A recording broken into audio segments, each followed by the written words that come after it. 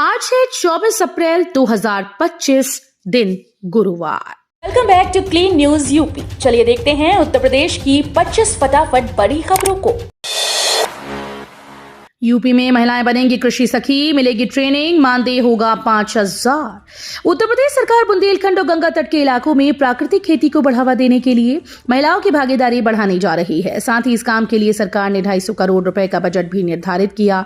इतना ही नहीं, बुंदेलखंड और गंगा के तटवर्ती इलाकों के बाद गंगा की सहयोगी नदियों के दोनों किनारों पर भी ऐसी खेती को बढ़ावा दिया जा रहा है। इस खेती के प्रति किसानों को जागरूक करने के लिए प्रति माह 5,000 रुपए के मानदेय पर कृषि सखियों की नियुक्ति की जाएगी। सीएम योगी के आदेश पर सख्त कार्रवाई, 51 डीलर्स और 28 ARTO पर एक्शन। उत्तर प्रदेश में वाहन पंजीकरण प्रक्रिया में लापरवाही और अनियमितता की बड़ी पोल खोली। परिवहन विभाग ने राज्य भर में 51 वाहन डीलर्स और 28 सहायक क्षेत्रीय परिवहन अधिकारियों ARTO को कारण बताओ नोटिस जारी किया। ये कार्रवाई मुख्यमंत्री योगी आदित्यनाथ के निर्देश पर एक राज्यव्यापी अभियान के तहत की गई। यूपी में 25,000 करोड़ रुपए से बदलेगा शहरों का चेहरा, योगी सरकार ने किया बजट का बड़ा ऐलान। उत्तर प्रदेश की योगी आदित्यनाथ सरकार ने प्रदेश के शहरों को साफ, सुंदर और सुविधाजनक बनाने के लिए एक बड़ा कदम उठाया। नगर विकास विभाग ने राज्य और केंद्र सरकार की योजनाओं के तहत इस साल शहरी विकास के लिए 25,000 करोड़ रुपए से अधिक का बजट तय किया है। रेशम की चमक से रोशन होंगे गांव, योगी सरकार ने बनाया बड़ा प्लान, ग्रामीण रोजगार को मिलेगा बूस्ट। मुख्यमंत्री योगी आदित्यनाथ के नेतृत्व में प्रदेश सरकार ने राज्य ग्रामीण आजीविका मिशन के जरिए चालू वित्त वर्ष 2025-26 की वार्षिक कार्य योजना में 7,500 समूह सदस्यों को रेशम उत्पादन से जोड़ने का लक्ष्य रखा। एक बयान के मुताबिक ये पहल ग्रामीण रोजगार सृजन और आत्मनिर्भर भारत के सपने को साकार करने की दिशा में एक बड़ा कदम है। बीजेपी के विज्ञापन पर भड़के अखिलेश यादव, कहा समर्थक भी माफ नहीं करेंगे। अखिलेश ने अपनी पोस्ट में कहा कि भाजपा ने जम्मू कश्मीर के बेहद दर्दनाक हादसे पर बचकाना विज्ञापन छापकर साबित कर दिया कि भाजपाइयों की संवेदना उन लोगों के प्रति शून्य है जिन्होंने अपना जीवन खोया और जिनके परिजनों पर दुखों का पहाड़ टूट पड़ा। उन्होंने पोस्ट में कहा कि भाजपा अब ये विज्ञापन हटवा भी देगी तो भी उसका ये पाप उसके कट्टर समर्थक तक माफ नहीं करेंगे। भाजपा हमेशा आपदा में अपनी सत्ता और सियासत के लिए अवसर ढूंढती है। भाजपा अपनी सत्ता के सिवा किसी की सगी नहीं, घोर निंदनीय। यूपी में बदलेगा मौसम का मिजाज, कहीं बारिश तो कहीं लू का अलर्ट। उत्तर प्रदेश के अधिकांश हिस्सों में गर्मी का प्रकोप जारी रहेगा। पूर्वी उत्तर प्रदेश में अधिकतम तापमान 41 से 43 डिग्री सेल्सियस तक पहुंच सकता है, जबकि पश्चिमी उत्तर प्रदेश में लू की स्थिति बनी रहेगी। लखनऊ, कानपुर, आगरा जैसे शहरों में तापमान 40 डिग्री के पार जा सकता है। हालांकि कुछ पूर्वी जिलों में हल्की बूंदाबांदी की संभावना है। यूपी के उत्कृष्ट खादी और ग्रामोद्योग यूनिट को मिलेगा सम्मान। उत्तर प्रदेश खादी एवं ग्रामोद्योग बोर्ड के तहत चलाई जा रही पुरस्कार योजना के तहत वर्ष 2025-26 में मुख्यमंत्री ग्रामोद्योग रोजगार योजना और प्रधानमंत्री रोजगार सृजन कार्यक्रम के लाभान्वित ग्रामोद्योग इकाइयों को सम्मानित किया जाएगा। आपको बता दें कि बोर्ड के तहत चयनित लाभार्थियों को पहले, दूसरे और तीसरे स्थान हासिल करने के अनुरूप पुरस्कार प्रदान किया जाएगा।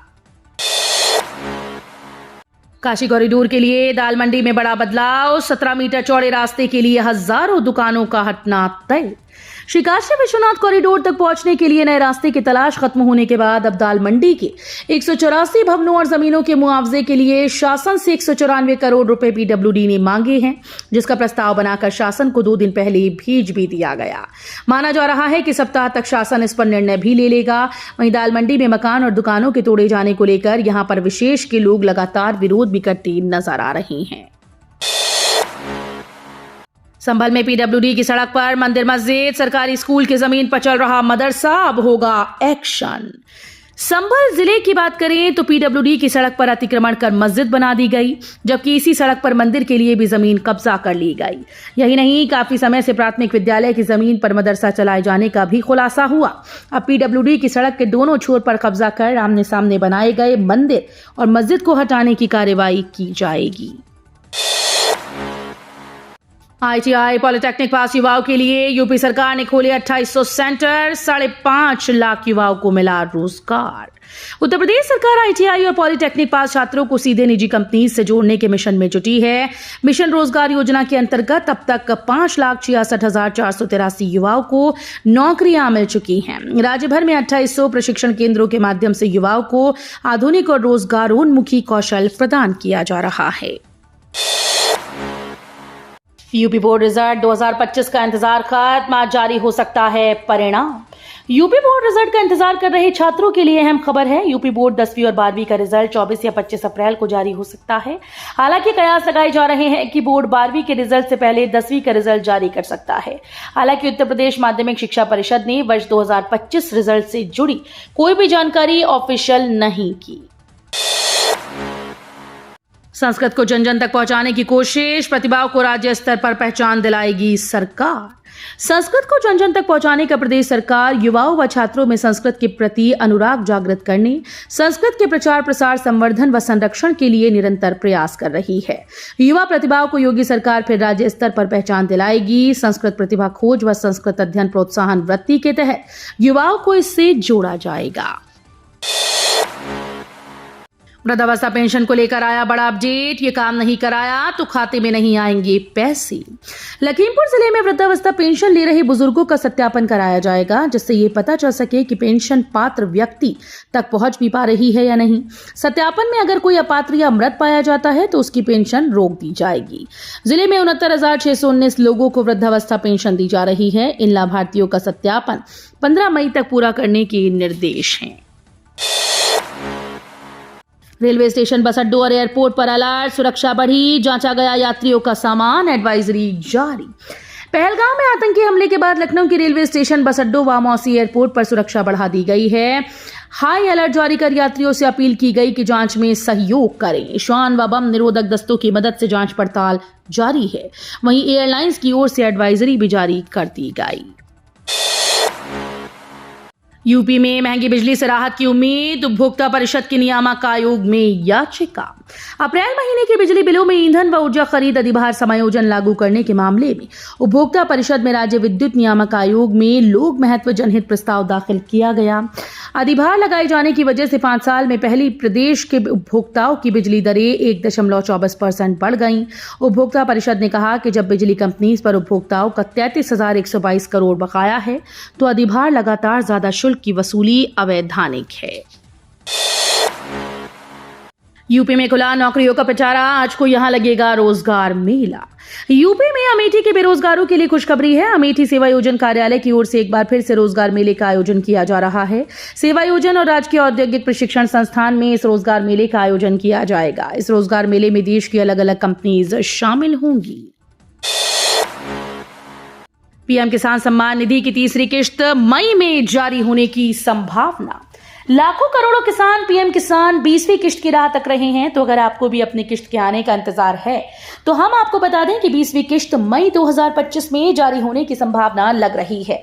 आपको ये जानकारी दे दें कि सरकार ने पिछली यानी 19वीं किश्त को 24 फरवरी 2022 को जारी किया था, इसलिए अब अगली किश्त मई में जारी की जा रही है। लखनऊ में फिर से ट्रेन पलटाने की साजिश, चौधरी खेड़ा में रेलवे ट्रैक पर मिला दरवाजा। राजधानी में एक बार फिर से ट्रेन पलटाने की साजिश रची गई है। दरअसल सुशांत गोल्फ सिटी के चौधरी खेड़ा में ट्रेन को पलटाने के लिए रेलवे ट्रैक पर दरवाजा रखा गया था। जानकारी होने पर मौके पर आरपीएफ पहुंची और दरवाजे को हटाया गया। साथ ही आरपीएफ की तरफ से अनिल कुमार पांडे ने मुकदमा दर्ज करवाया। यूपी के 500 से अधिक गांव में ब्लैकआउट, तपती गर्मी में 5 दिनों तक नहीं आएगी बिजली। यूपी के बरेली जिले में लालपुर उस्मानपुर स्थित 132 केवी ट्रांसमिशन के 40 MVA के दोनों ट्रांसफार्मर खराब होने से 6 विद्युत उपकेंद्रों पर बिजली की सप्लाई ठप हो गई है। इसके कारण इनसे जुड़े 500 से अधिक गांव में ब्लैकआउट हो गया। तपती गर्मी में बिजली सप्लाई होने से लोग बेहाल हैं। नोएडा के डूब क्षेत्र में बुलडोजर एक्शन, 115 करोड़ की जमीन कराई खाली। नोएडा के जिला प्रशासन और नोएडा प्राधिकरण ने सोरखा के डूब क्षेत्र में करीब 10 हेक्टेयर जमीन कब्जा मुक्त कराई।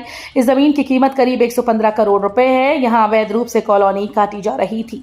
कार्रवाई के दौरान अधिकारियों को लोगों के विरोध का भी सामना करना पड़ा। प्राधिकरण के अधिकारियों ने बताया कि एसडीएम दादरी के नेतृत्व में ये कार्रवाई की गई। यूपी की कानून व्यवस्था के साथ खिलवाड़ बर्दाश्त नहीं, असीम अरुण का अखिलेश को जवाब। यूपी के पूर्व सीएम अखिलेश यादव ने यूपी की कानून व्यवस्था सहित पश्चिम बंगाल के मुर्शिदाबाद में हुई हिंसा को लेकर भाजपा पर तंज कसा। अखिलेश ने कहा कि भाजपा दंगा कराकर राजनीतिक लाभ लेने का काम करती है। अखिलेश के इस बयान पर योगी सरकार में मंत्री असीम अरुण ने करारा जवाब दिया। असीम अरुण ने कहा कि भाजपा सबका साथ सबका विकास के साथ काम करती है। पहलगाम हमले में कानपुर के शुभम द्विवेदी की मौत, योगी आदित्यनाथ ने फोन करके परिवार से जताई संवेदना। उत्तर प्रदेश के मुख्यमंत्री योगी आदित्यनाथ ने बुधवार को शुभम के माता पिता को फोन कर संवेदना प्रकट की। आदित्यनाथ ने सोशल मीडिया मंच एक्स पर एक पोस्ट में कहा कि जम्मू कश्मीर के पहलगाम में कायरतापूर्ण आतंकी हमले में जनपद कानपुर के शुभम द्विवेदी जी का निधन अत्यंत दुखद है। दूरभाष पर उनके पिता श्री संजय द्विवेदी जी से बात कर अपनी संवेदनाएं व्यक्त की। उन्होंने इसी पोस्ट में कहा कि दुख की इस घड़ी में उत्तर प्रदेश सरकार पूरी प्रतिबद्धता से परिवार के साथ खड़ी है। चुनार विधायक के बेटे श्लोक सिंह को सामाजिक सेवा के लिए किया सम्मानित। मुख्यमंत्री योगी आदित्यनाथ ने लखनऊ में श्री गुरु गोरखनाथ स्वास्थ्य सेवा यात्रा 5.0 के सम्मान समारोह में एक विशेष सम्मान प्रदान किया। चुनार विधायक अनुराग सिंह के पुत्र श्लोक सिंह को उनके सामाजिक सरोकार और सेवा भाव के लिए ये सम्मान मिला। उन्नाव में केआईए कंपनी के यार्ड में लगी भीषण आग, 110 नई कारें जली, कई जिलों से बुलानी पड़ी दमकल। उत्तर प्रदेश के उन्नाव जिले के सदर क्षेत्र के नेहरू बाग स्थित किया कार कंपनी के यार्ड में बुधवार शाम करीब 4 बजे आग लग गई। जिस समय आग लगी, यार्ड में 120 कार खड़ी थीं। 10 कारों को छोड़कर शेष जलकर नष्ट हो गईं। यार्ड मालिक ने 13 से 14 करोड़ के नुकसान की बात कही। उनके अनुसार यार्ड के पीछे खाली पड़े प्लॉट में खड़ी पतावर में किसी ने आग लगाई, जिससे आग यार्ड तक पहुंच गई। भारत में पाकिस्तान का उच्चायोग बंद, सिंधु जल समझौते पर रोक। जम्मू कश्मीर के पहलगाम में हुए आतंकी हमले को लेकर विदेश मंत्रालय प्रेस कॉन्फ्रेंस कर रहा है। विदेश सचिव विक्रम मिस्त्री ने कहा, सिंधु जल समझौते पर रोक लगा दी गई। पाकिस्तानी नागरिकों को वीजा नहीं मिलेगा। अटारी वाघा बॉर्डर बंद कर दी गई। भारत में पाकिस्तानी उच्चायोग बंद कर दिया गया। 1 हफ्ते में उच्चायोग खाली करना होगा। तो ये थी आज की 25 फटाफट बड़ी खबरें। अगर आपको न्यूज पसंद आई हो तो वीडियो को लाइक और शेयर जरूर करें। धन्यवाद।